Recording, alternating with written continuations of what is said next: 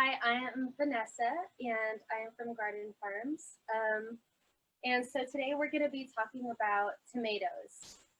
I'm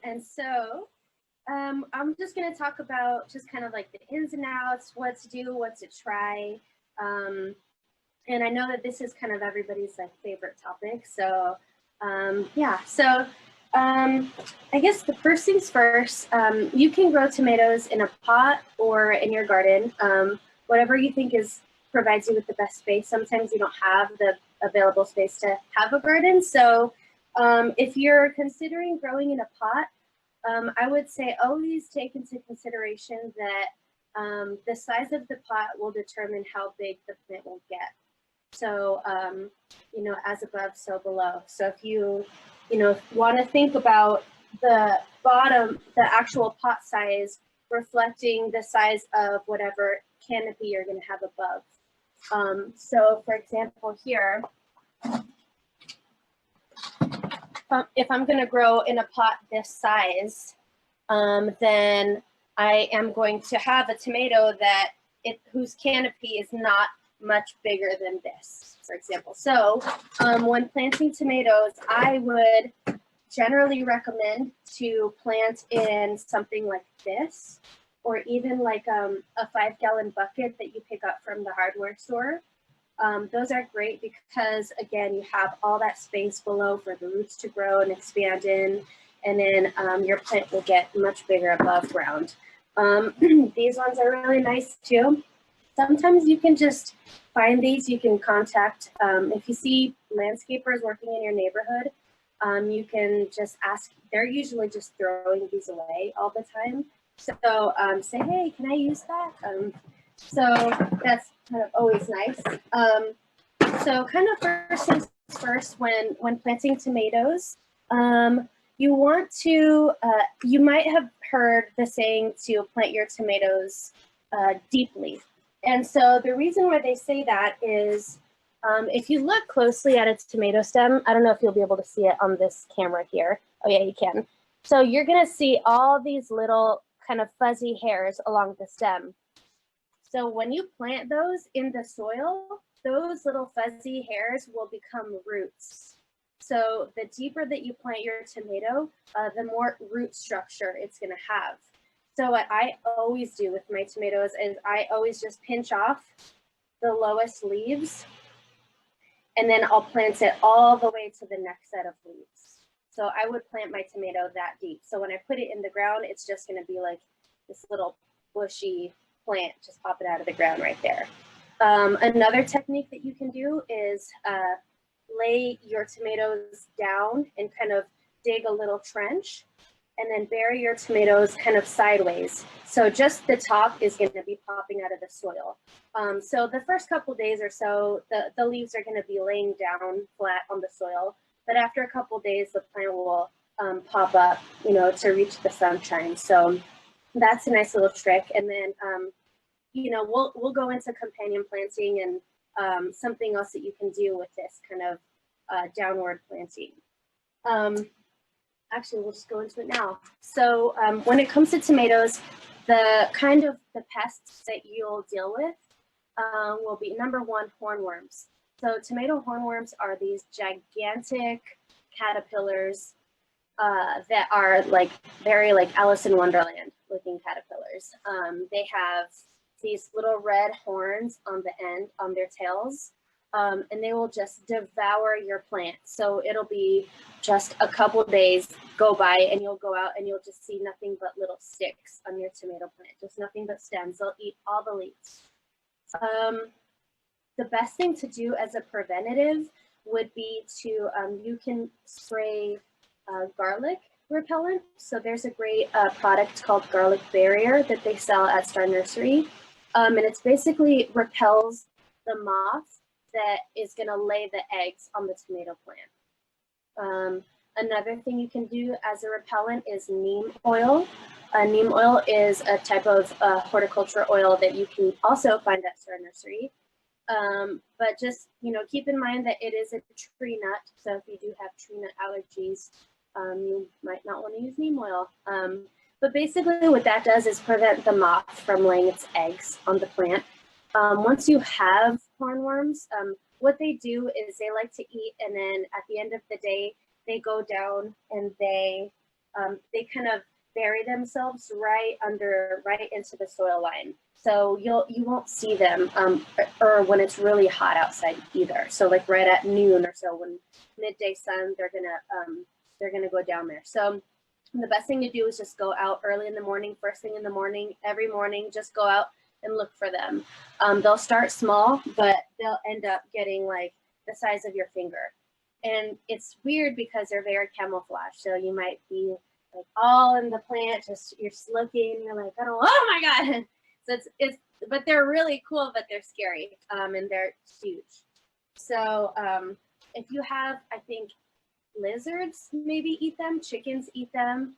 They sell them at the pet store. So some sort of animal likes to eat them. So anyway, so that's one main pest that you're gonna deal with your plants. So always go out first thing in the morning, drink your coffee, go out there, take a look, enjoy the day, and just look for hornworms and just pick them off if you see them. Just pick them off.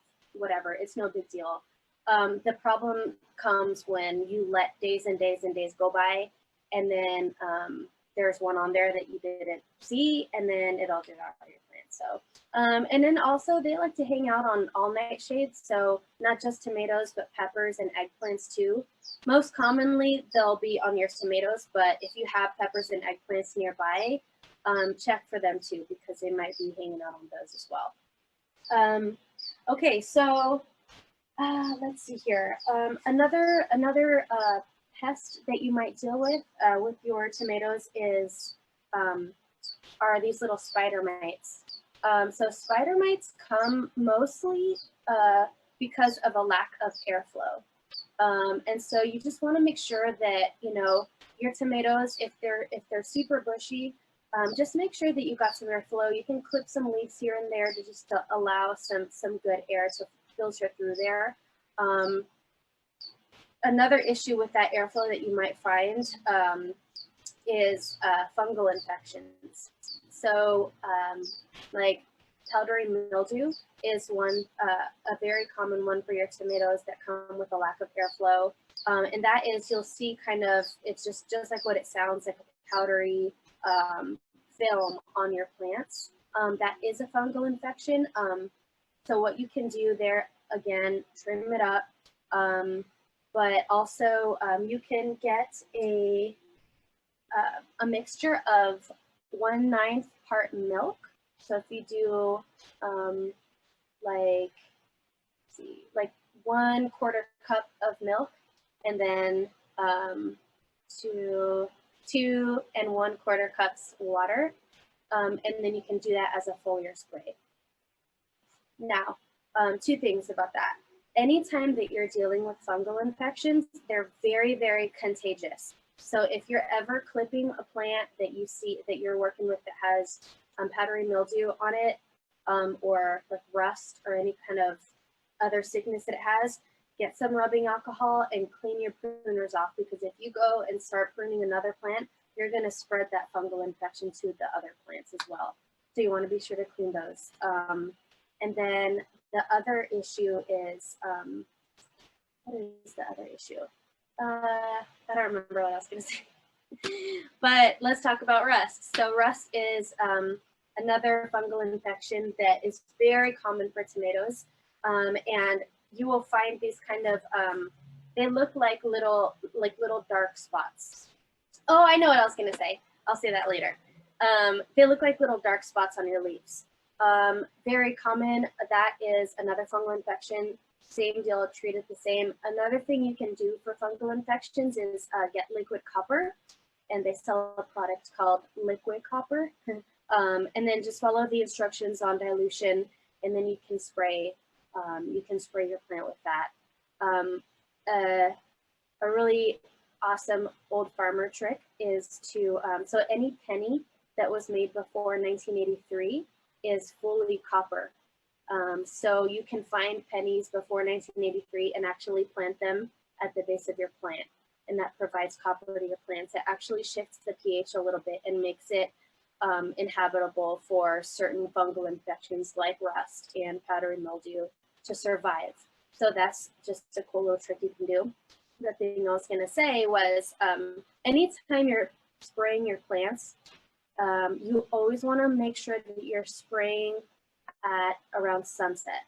And so the reason is, and this goes even for overhead watering, because once the leaves are wet, especially if they have any kind of oil or like any kind of like product in there, that's gonna stick to your leaves, and the wet leaves will actually attract the sunlight. So the sunlight will burn the leaves. So if you're doing like dish soap, oils, anything like that, it's spraying anything, even water, I would wait until sunset to spray. That way you have the longest amount of time before the sun comes around and hits those leaves again. So yes, it's good. All right, refresh. Okay, what's next? So we talked about pests and issues with that. So fertilizers. So a lot of people make a mistake of over fertilizing their tomato plants. So here's kind of the trick to think about tomato fertilization. So you want a lot of leaves on your tomato plant at first, right? So you want to give them a lot of nitrogen in the beginning. And the reason why you want to do that is because nitrogen helps the plant grow lots of leaves. And the more leaves that it grows, the more shade protection it'll give to the tomato fruits once they start growing. One problem that people face is that they feed nitrogen nonstop to the tomatoes. So then they're like, oh, well, all these leaves are there, looks really green and beautiful, but there's no flowers. Well, that's because the plant was focusing so much on producing leaves that it didn't have the energy to produce flowers and fruit. So in the very beginning, give it the nitrogen that it needs. Once it starts flowering though, stop giving it nitrogen. And then I would kind of switch to about once a month or so. I would feed it a little bit of Epsom salt. And so Epsom salt is helps with magnesium levels in the plant. And then I'll kind of go into kind of like homemade fertilizers that you can use. Yeah, you don't want to overdo it on the Epsom salt because too much Epsom salt can inhibit the uptake of calcium in your plants. One big issue that people face with tomatoes and especially peppers is blossom end rot. So that's where your fruit will be growing nicely, but then at the end it'll be like brown and mushy. And so that's blossom end rot, and it's largely due to lack of calcium in your plants. So nitrogen, magnesium, potassium. Potassium helps fruits and flowers on the plant. So giving it potassium once you start seeing those flowers form is a great idea because then that's going to help the plant produce more flowers, aka more tomatoes. And so calcium, potassium, magnesium, and nitrogen. So some at-home fertilizing methods that you can use are, so coffee grounds. Coffee grounds are a super, super great source of nitrogen. So if you go to like your local Starbucks or just your local coffee shop, they will, and you ask them to give you their used grounds, they will do that. Starbucks actually has a grounds for your garden program. So you can call them ahead of time and just say, hey, do you have grounds for the garden? And they'll say, yes or no. Sometimes they have it all bagged up in a little basket. So you just show up and grab a bag and go. Other times you can just bring your own bucket and they'll fill it up for you. But coffee grounds are really, really, really amazing for pest prevention and also for nitrogen. So this is something that you can use to kind of just sprinkle it into your garden. You can sprinkle it into your plant, the base of your plant, even your house plants. So, don't overdo it, but I would do, maybe like a tablespoon per plant or so. unless you're out in the garden, and then you could just kind of like just sprinkle it everywhere. But you know, in this case, I put about a tablespoon, and then I just kind of like work it into the soil a little bit. It's awesome, and everyone has it. You know, if you drink coffee, it's just a great source of nitrogen for all your plants, no matter what. So next thing is, I talked about the Epsom salt. So you just get plain Epsom salt, no extra essential oils or anything like that, just plain. Again, this helps to produce nice juicy fruits on your fruiting plants. It also helps with germination. So if you're going to be starting new seeds, what I like to do is I like to make my little holes or a little trench, and then sprinkle some Epsom salt in there first, and then sprinkle my seeds on top. That helps seeds to sprout, to germinate. So also another great one, especially for like your winter garden where you've got lots of leafy greens and even roots, just grabbing some Epsom salt, again, handful, just sprinkle it all throughout your garden. You can do that with your coffee grounds. You can work it in a little bit. It's super awesome. Now, it helps to produce those juicy fruits, like I said, but you just want to make sure that you don't overdo it. So I would say maybe once a month, and that's it for your tomatoes and peppers. So maybe when you first plant it into your garden, and then a month later or so. Next is potassium. So a fruit that we eat that has a lot of potassium is bananas.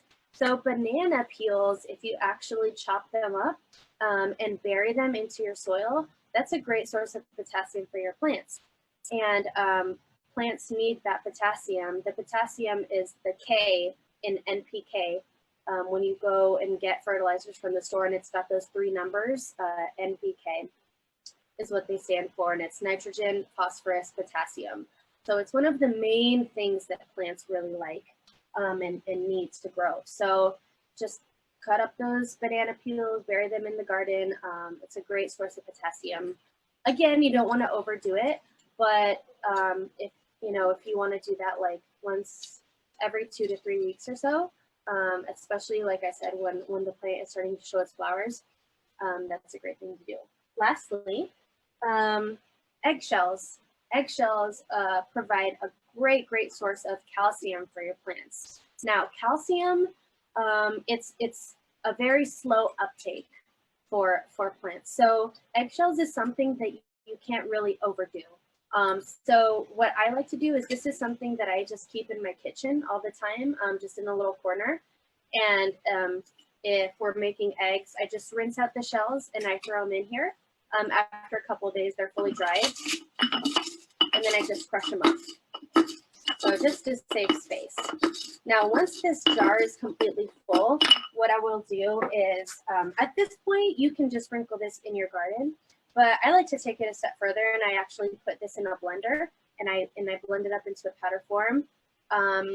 Warning, if you do that, take it outside before you take the lid off. Because it stinks. Crushed eggshells smell disgusting. So take it outside, so when you lift the lid and all the little smoke comes up, you'll see, it's gross. But then you can put it in a jar, and in that powdered form of eggshells is really awesome. You could just put that straight in your garden. You could put some at the base of your plants. That's something, like I said, you can't really overdo it with the eggshells. So that's something that I would put maybe every week or so. I would get maybe a tablespoon and put it right at the base of my tomatoes, peppers, all my fruiting plants, and work it into the soil. You can also take the eggshell, crushed eggshells like this, and then just kind of sprinkle it into your garden. You've seen probably people do this, but didn't know why. So calcium is just great for the garden in general, overall. So you could just do this throughout your whole garden. And then, so one important thing to remember about strawberries is they stop making flowers when nighttime temperatures hit 90 degrees. So what happens is if you get them in early, like if you got them in this year, like in February, at the end of February, and kind of baby them, you'll probably get a small harvest before those nighttime temperatures rise. So at that point, they'll stop producing their flowers. And that's often when people will say, this tomato plant, I suck at this. I got one tomato all season long, But the trick is you just got to baby them through the summer. They'll survive. You don't have to worry about shading them. If you plant the right plants at the right time, the sun won't hurt them. They're growing in that season for a reason because they like the sun. And so, just keep them alive. Just keep them alive. Keep watering them. Make sure they're getting everything that they need. Because when the nighttime temperatures drop again at the end of summer, that's when you'll get your real bounty. You just got to hang in there and just don't give up. So many people just give up. They rip them out. They're like, oh, they didn't produce anything, and just rip them out. And I was like, oh, why'd you do that? So just stick with it, and you will get that harvest in the fall. I promise. If you notice ever that you've got lots of green tomatoes and then you never find any red tomatoes, it could be, and I know that this is something that no one ever wants to hear, but it could be a rodent in your garden, maybe a mouse or a rat. And they love tomatoes. So if that's happening, just kind of like keep an eye out for it. You could set up a little trap or whatever. It's the dark side of gardening. You're setting up a buffet outdoors, okay? Like things are gonna come. They're not gonna infect your garden. Like you don't have to worry about, what is gonna happen because you don't have to worry about those things. It's gross, it's scary, but it's not gonna hurt you. Unless you're like having babies in your garden. Anyways, so, but what you can do too is you can always ripen your tomatoes inside. So if your tomatoes are fully grown and they're green, you can pick them off the vine and take them inside. Just put them in a dark, like a dark, cool location. Just don't put them like right in the sunlight. And they'll ripen up in about a week or so. Last season, I had all my tomatoes that grew right before we got frost, that early frost in October. So in order to save them, I just picked all these green tomatoes and I just put them in a wooden bowl. Didn't even like layer them or anything. I just put them all in there. And, every few days I would pick out all the red ones and then put them in my refrigerator. It just takes a few days, and just keep them in a cool, dark place inside, and they'll ripen up. So I think that's everything that I have to say about tomatoes. They're awesome. They're great for containers. Like I said, if you don't have a garden space to work with, they're super great plants to just try in a pot. You can, get those little cages and you can put that right in the pot. If you're going to use those cages, I would say to put it in right when you plant your tomato. So if I were to plant this in a pot today, I'd want to put my cage over it right away. That way, the cage won't disturb the roots. If I wait till the plant grows and then I'm trying to get the plant inside the cage and I'm hurting the roots with the little rods, just do it in the beginning and then you don't have to worry about it. You can keep it nice and maintained if you have the little cage. But I really like to let my tomatoes kind of go wild. I think that they produce more if they are just kind of let be. But yeah, so if you have any questions about tomatoes or anything else, you can reach us at gardenfarms.net. And we're also on Facebook and Instagram at Garden Farms or Garden Farms Foundation. So we have two sides there. So again, I'm Vanessa with Garden Farms, and thank you so much for tuning in today. So cool.